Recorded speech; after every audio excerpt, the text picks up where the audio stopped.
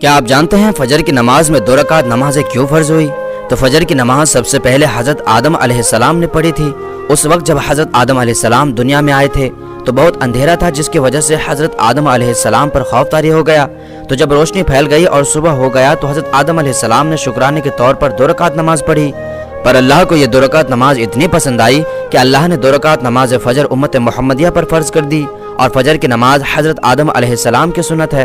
تو حضرت آدم علیہ السلام نے 2 رکعت نماز پڑھی تھی، اسی وجہ سے فجر کی نماز میں 2 رکعت نماز ہی فرض ہوئی۔ کیا آپ جانتے ہیں فجر میں کل کتنی رکعت نماز پڑھی جاتی ہے؟ تو کمنٹ کر کے ضرور بتائیں۔ کیا آپ جانتے ہیں کہ ظہر کی نماز میں 4 رکعت نماز ہی کیوں فرض ہوئی؟ تو ظہر کی نماز سب سے پہلے حضرت ابراہیم علیہ السلام نے پڑھی تھی، اس وقت جب وہ اپنے بیٹے حضرت اسماعیل علیہ السلام کو ذبح کرنے والے امتحان میں پاس ہو گئے۔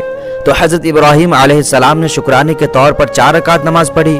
پہلی رکعت امتحان میں پاس ہونے کے لیے، دوسری رکعت جنت سے مینڈا بھیجے جانے کے لیے، تیسری رکعت اللہ سے بات کرنے کے لیے، چوتھی رکعت اتنا صابر و فرما بردار بیٹا دینے کے لیے۔ اور اللہ کو یہ 4 رکعت نماز اتنی پسند آئی کہ اللہ تعالیٰ نے 4 رکعت نماز ظہر امت محمدیہ پر فرض کر دی۔ اور ظہر کی نماز حضرت ابراہیم علیہ السلام کی سنت ہے، اور حضرت ابراہیم علیہ السلام نے 4 رکعت نماز پڑھی تھی، اس لیے ظہر کی نماز میں 4 رکعت نماز فرض ہوئی۔ کیا آپ جانتے ہیں ظہر میں کل کتنی رکعت نماز پڑھی جاتی ہے؟ کمنٹ کر کے ضرور بتائیں۔ کیا آپ جانتے ہیں عصر کی نماز میں 4 رکعت نماز کیوں فرض ہوئی؟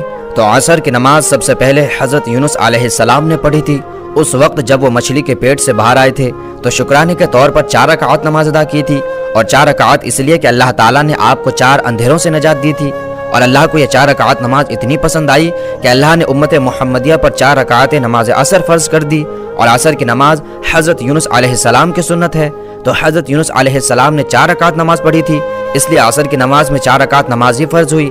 کیا آپ جانتے ہیں کہ عصر کی نماز میں کل کتنی رکعت نماز پڑھی جاتی ہے؟ تو کمنٹ کر کے ضرور بتائیں۔ کیا آپ جانتے ہیں کہ مغرب کی نماز میں 3 رکعت نماز ہی کیوں فرض ہوئی؟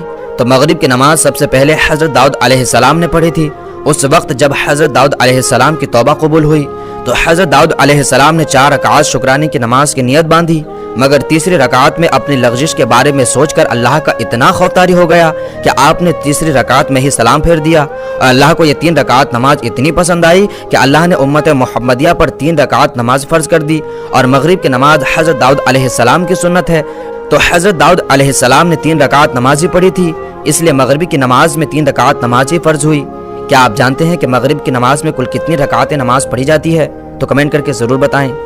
کیا آپ جانتے ہیں عشاء کی نماز میں 4 رکعت نماز ہی کیوں فرض ہوئی؟